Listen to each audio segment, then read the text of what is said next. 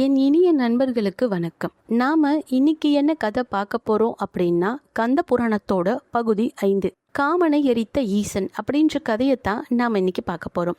வாங்க பார்க்கலாம். இந்திரதேவன் பிரம்மலோகத்துல போய் பிரம்மதேவரை தரிசிக்கிறாரு. அங்க பிரம்மதேவன் இந்திரனை வரவேற்கிறாரு. இந்த மாதிரி இந்திரதேவன் சொல்றாரு, சிவபெருமான் எனக்கு வரம் கொடுத்திருக்காரு, திருக்குமாரன் தோன்றி தேவர்களை எல்லாம் காப்பாத்துவாரு அப்படின்னு சொல்லி அந்த விஷயம் நடக்கணும்னா நாம என்ன செய்யணும் அப்படின்னு கேட்கறதுக்காக இந்திரதேவன் பிரம்மலோகத்துக்கு பிரம்மதேவரை பார்க்க வந்திருக்காரு. பிரம்மதேவரும் சொல்றாரு, என்னதான் சிவன் வரம் கொடுத்தாலும் நாமும் அதுக்காக சில முயற்சிகள்லாம் எடுத்தாதான் நமக்கு வேலையாகும் அப்படின்னு சொல்லி பிரம்மதேவனும் இந்திரதேவனும் மற்ற தேவர்களோட வைகுண்டம் நோக்கி போறாங்க திருமாலை பார்க்கறதுக்காக. அங்க திருமால் கிட்ட இந்திரனுக்கு சிவபெருமான் வரம் கொடுத்ததையும் இப்போ சிவபெருமானும் பார்வதியும் தவத்துல இருக்கிறத பற்றியும் பிரம்மதேவர் எடுத்து சொல்றாரு. நம்ம இதற்கு என்ன பண்ண முடியும் அப்படின்னு கேட்கும் போது அங்க திருமால் சொல்றாரு, முதல்ல சிவபெருமானோட யோக நிலை கலைக்கணும். அதற்கு சரியான ஆளு மன்மதனை கூப்பிடுங்க. மன்மதனை கூப்பிட்டு சிவபெருமானோட யோக நிலை கலைக்க சொல்லுங்க அப்படின்னு சொல்லி யோசனைய சொல்றாரு மகாவிஷ்ணு. சரின்னு சொல்லி மகாவிஷ்ணு சொன்ன அறிவுரையை கேட்டு அங்கிருந்து புறப்படுறாங்க பிரம்மதேவரும் இந்திரனும். இங்க பிரம்மலோகத்துக்கு வந்து மன்மதனை அழைக்கிறாரு பிரம்மதேவர். பிரம்மதேவர் மனசுல நினைச்ச அடுத்த கணமே அவர் முன்னாடி தோன்றுறாரு மன்மதன் ரொம்ப பணிவா பிரம்மதேவரை பார்த்து கேட்கிறாங்க, பிரபுவே, நான் உங்களுக்கு என்ன சேவை செய்யணும், நீங்க என்ன அழைச்சிருக்கீங்க அப்படின்னு கேட்குறாங்க. அதுக்கு பிரம்மதேவர் சொல்றாரு, இப்போ ஒரு இக்கட்டான சூழ்நிலையில தேவர்கள்லாம் இருக்காங்க, உன் உதவி தேவைப்படுது, எங்களுக்கு நீ ஒரு உதவி புரியணும் அப்படின்னு சொல்லி மன்மதன் கிட்ட சொல்றாரு. அதற்கு மன்மதன் சொல்றாரு, நீங்க என்ன உதவி கேட்டாலும் நான் செய்யறேன், உங்களுக்கு செய்யாம நான் யாருக்கு செய்ய போறேன் அப்படின்னு சொல்லி பிரம்மதேவர்கிட்ட ரொம்ப மகிழ்ச்சியா சொல்றாரு மன்மதன். ஏன்னா இன்னும் மன்மதனுக்கு அவர் என்ன சொல்ல போறாருன்னே தெரியாது. அவசரப்பட்டு வாக்குறுதியை கொடுத்துட்டாரு. இங்க பிரம்மதேவன் சொல்றாரு, அசுரர்களால தேவர்கள் படாத பாடு பட்டுட்டு இருக்கோம். அது மட்டும் இல்லாம இந்திரனுக்கு சிவபெருமானை வரம் கொடுத்திருக்காரு, திருக்குமாரன் தோன்றி உங்களை எல்லாம் காப்பாத்துவார் அப்படின்னு சொல்லி. அதனால நீ என்ன பண்ணணும்னா, இப்போ சிவபெருமான் யோக நிலையில இருக்காரு, அவரை உன்னோட அம்புகள் கொண்டு யோகத்திலேருந்து கலைக்கணும் அப்படின்னு பிரம்மதேவர் சொன்னதுதான் தாமதம். சிவசிவா அப்படின்னு சொல்லி 4 அடி தள்ளி நின்னுட்டாரு மன்மதனுக்கு பயம் வந்துருச்சு. என் மேல உங்களுக்கு எத்தனை நாள் கோவம், இப்படி ஒரு சிக்கல்ல மாட்டி விட பாக்குறீங்களே, சிவனோட கோவம் தெரியாததா? சிவனுக்கு யாராவது மோகத்தை கொடுக்க முடியுமா?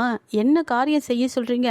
இது என் உயிரோட விளையாடுற விஷயமாச்சே அப்படின்னு சொல்லி இது என்னால முடியாதுன்னு சொல்லி மன்மதன் பிரம்மதேவர்கிட்ட சொல்றாரு. பிரம்மதேவரும் இதற்கு முன்னாடி நடந்த எவ்வளவோ வரலாறெல்லாம் எடுத்து சொல்லி பார்க்குறாரு. நீயே இப்படி சொல்லலாமா? முன்னாடி செய்யறேன்னு சொல்லிட்டு இப்ப நீ எப்படி மறுக்கலாம்? தேவர்களுக்கு செய்யக்கூடிய பேருதவி இது. இதற்கு முன்னாடி தேவர்களுக்காக சிவபெருமானும் திருமாலும் கூட எவ்வளவு உதவி செஞ்சிருக்காங்க. சிவபெருமான் கூட ஆழகால விஷம் அவரே சாப்பிட்டு நீலகண்டனா மாறினாரு. அதோட தாக்கத்தை விஷ்ணு பகவான் கூட ஏத்துக்கிட்டாரு. இப்படி தேவர்களுக்காக இவ்வளவு பேர் தியாகம் பண்ணும் போது நீ இந்த ஒரு சின்ன உதவி கூட எங்களுக்காக செய்ய மாட்டியா அப்படின்னு சொல்லும் போது, அவங்கெல்லாம் தியாகம் பண்ணாங்க, நீங்க என் உயிரோட விளையாட பாக்குறீங்க, நான் சிவன் பெருமான் கிட்ட அம்பு விட்டுட்டு உயிரோட திரும்பி வர முடியுமா? அதனால இந்த ஒரு தவறு செய்யாம என்னை காப்பாத்துங்க. நீங்க வேற என்ன சொன்னாலும், யாருக்கு அம்பு விட சொன்னாலும் நான் விடுறேன், ஈசன் கிட்ட வேண்டாமே அப்படின்னு சொல்லி ரொம்ப கெஞ்சுறாரு மன்மதன். ஆனாலும் பிரம்மதேவர் மசியல. பிரம்மதேவருக்கு ரொம்ப கோவம் வந்துருச்சு. இப்போ உன்னால போக முடியுமா முடியாதா அப்படின்னு கேக்குறாரு. மன்மதனும் முடியாது அப்படின்னு சொல்றாரு. சரி, நீ அங்க போலனா இங்க நான் உனக்கு சாபம் கொடுத்துருவேன் அப்படின்னு சொல்லி பயமுறுத்துறாரு பிரம்மதேவர். மன்மதன் யோசிக்க ஆரம்பிக்கிறாரு, எப்படி இங்க இவர் சாபம் கொடுத்தாலும் சாகணும், அங்க சிவன் கிட்ட போனாலும் சாகணும், இவர்கிட்ட சாகிறத விட சிவன் கிட்ட போய் நம்ம இறந்தோம்னா முக்தியாதி கிட்டும், அது மட்டும் இல்லாம தேவர்களும் அதனால பயனடைவாங்க அப்படின்னு ஒரு வழியா தன்னை சமாதானம் பண்ணி, சரி நீங்க சொல்ற வேலைய நான் செய்யறேன் அப்படின்னு ஒத்துக்கிட்டு, ஆனா அதற்கு முன்னாடி என் மனைவியான ரதி தேவியை நான் சந்திக்கணும்னு சொல்லி பிரம்மதேவரை வணங்கி புறப்படுறாரு மன்மதன் இங்க இருந்து நேரா தன்னோட அரண்மனைக்கு போய் பிரம்மதேவருக்கும் மன்மதனுக்கும் நடந்த பேச்சுவார்த்தை எல்லாத்தையும் ரதி தேவி கிட்ட விலாவரையா சொல்றாரு. ரதிதேவியும் பயப்படுறாங்க. இப்ப என்ன பண்றதா இருக்கீங்கன்னு கேட்கும் போது, வேற வழி இல்ல, தேவர்கள் சொல்றத நம்ம கேட்டுதான் ஆகணும் அப்படின்னு சொல்லி தன்னோட வில்லையும் அம்பையும் எடுத்துக்கிட்டு புறப்படுறாரு மன்மதன். ரதிதேவி சொல்றாங்க, நீங்க தனியா போவேனா, உங்க கூட நானும் வரேன், எனக்கு ஏதோ சரியா படல அப்படின்னு சொல்லி மன்மதன் கூடயே ரதிதேவியும் கைலாயத்தை நோக்கி புறப்படுறாங்க. இங்க இந்திரனும் பிரம்மதேவர்களும் மன்மதன் போவானா மாட்டானான்னு குழப்பத்திலேயே மன்மதனை பின்தொடர்ந்து அவங்களும் கைலாயத்தை நோக்கி வந்துகிட்டு இருக்காங்க. இங்க மன்மதனும் ரதி தேவியும் கைலாய வாசல்ல நிக்கிற நந்திய பகவான் கிட்ட இந்த மாதிரி சிவபெருமானை பார்க்கணும் அப்படின்னு சொல்லி வேண்டிட்டு இருக்காங்க. அப்போ நந்தி தேவர் முடியாதுன்னு சொன்னாலும் இதுக்கு முன்னாடி சிவபெருமான் இட்ட கட்டளை நந்தி தேவருக்கு ஞாபகம் வருது. சிவபெருமான் யோக நிலைக்கு போறதுக்கு முன்னாடி நந்தி தேவருக்கு ஒரு கட்டளை போட்டிருக்காரு. முதல்ல சனகாதி முனிவர்கள் வருவாங்க, அவங்கள உள்ள விடணும். அதுக்கப்புறம் மன்மதன் வருவாரு, அவரை உள்ள விடுங்க. அதுக்கப்புறம் யார் வந்தாலும் உள்ள விடக்கூடாது அப்படின்னு சொல்லி நந்தி தேவருக்கு கட்டளையை பிறப்பிச்சுட்டு தான் சிவபெருமான் யோகத்துல இருப்பாரு. அவர் தான் முக்காலம் உணர்ந்த முக்கண்ணனாச்சே. அதனால அவருக்கு என்ன நிகழப்போகுதுன்னு முன்னாடியே தெரிஞ்சிருச்சு. நந்தி தேவருக்கும் தெரியுது. அதனால நந்தி தேவரும் மன்மதனை வணங்கி கைலாயத்துக்குள்ள அனுப்புறாரு. கைலாயத்துக்குள்ள போகுமாறு வழிவிடுறாரு. மன்மதனும் ரதியும் தன் தேரோட கைலாயத்துக்குள்ள பிரவேசிக்கிறாங்க. அங்க சிவபெருமான் யோக நிலைக்காரு. அதை பார்த்த உடனேவே மன்மதனுக்கு மயக்கம் வர ஆரம்பிச்சிருச்சு. அவன் பயத்துல நடுங்கி மயங்கியே போயிட்டான். பக்கத்துல இருந்த ரதி தேவி தான் தட்டி தண்ணியெல்லாம் தெளிச்சு அவரை எழுப்பி நிறுத்தி, என்ன இது, வந்த காரியத்தை முதல்ல பாருங்க அப்படின்னு சொல்லி அவனுக்கு தைரியத்தை கொடுத்து அவன் கையில வில்லையும் அம்பியும் திணிக்கிறாங்க ரதி தேவி. ஏன்னா மன்மதனுக்கு தெரியுது கண்டிப்பா நம்ம உயிர் போகுது அப்படின்ற நம்பிக்கையோட மனசுல தைரியத்தை வளர்த்துக்கிட்டு தன் கையில இருக்கிற கரும்பு போன்ற வில்லையும் பூ மலர்களால கொண்ட 5 அம்பையும் ஈசன் மேல எரியிறாரு மன்மதன். அவர் எரிஞ்ச அடுத்த கணம் சிவபெருமான் லேசா உடல் அதிர்ந்து கண்ணை திறக்கிறாரு. யோக நிலை கலைஞ்ச அந்த கோபத்துல ரொம்ப கோபமா மன்மதனை ஒரு பார்வை பார்க்கறாரு. ஒரு நெற்றிக்கண்ல இருந்து ஒரு தீப்பொறி மன்மதனை தாக்கி மன்மதன் அந்த இடத்துலயே சாம்பல் ஆயிட்டான். மன்மதன் உண்மையிலே சொன்ன வேலையை செய்யறானான்னு பாக்குறதுக்காக பிரம்மதேவரும் இந்திர பகவானும் மற்ற தேவர்களும் கைலாய வாசல்லே காத்துட்டு இருக்காங்க. அவங்க கைலாயத்துல காத்துட்டு இருக்கும் போது அங்க ஒரே ஒரு புகை மண்டலமா இருக்கிறது தெரியுது. எல்லாருக்கும் ரொம்ப என்ன திடீர்னு இங்க புகை மண்டலம் வருதேன்னு.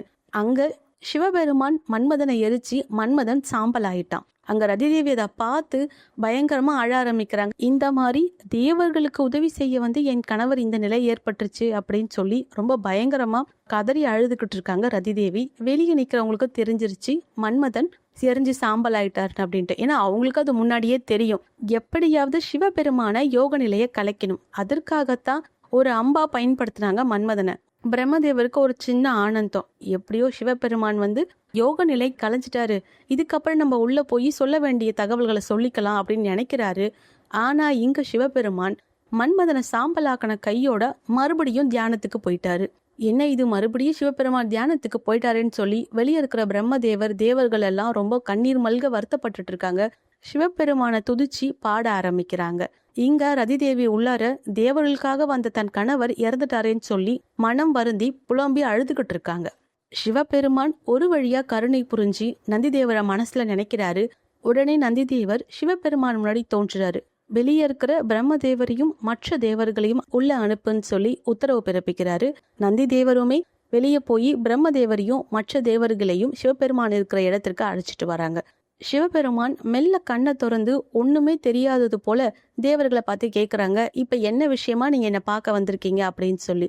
தேவர்களும் கண்ணீர் மல்க, பிரபு எங்க துன்பத்துக்கெல்லாம் விடிவே கிடையாதா, நீங்க யோக நிலையில இருந்தீங்க, எப்போ திருக்குமாரன் தோன்றுவான், நீங்க போய் பார்வதி தேவி தவம் புரிஞ்சுக்கிட்டு இருக்காங்க, அவங்கள திருமணம் செய்யணும் இல்லையா அப்படின்னு சொல்லி தன்னோட இக்கட்டான நிலைய சிவபெருமான் கிட்ட சொல்றாங்க தேவர்கள். அதற்கான காலம் நெருங்கி விட்டது, இனிமே எல்லாம் சரிவர நடக்கும்னு சொல்லி அவங்களுக்கு ஆசை வழங்கி அனுப்பி வைக்கிறாரு சிவபெருமான். அது மட்டும் இல்லாம சனகாதி முனிவர்களுக்கும் நான் சொன்னபடியே தியான நிலையில இருந்து நீங்க மெய் உணர்வு அடைவீங்கன்னு சொல்லி அவங்களையும் அனுப்பி வைக்கிறாரு சிவபெருமான்.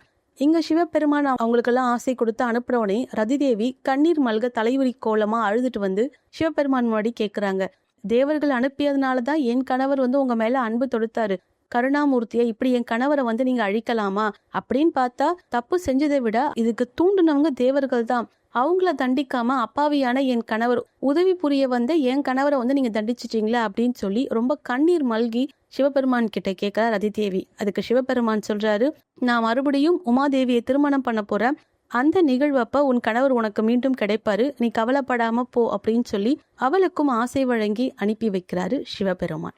நன்றி. அடுத்த பகுதியில் தொடரலாம். இதுபோல நல்ல கதைகளை கேட்க எனது சேனலை சப்ஸ்கிரைப் செய்து கொள்ளவும்.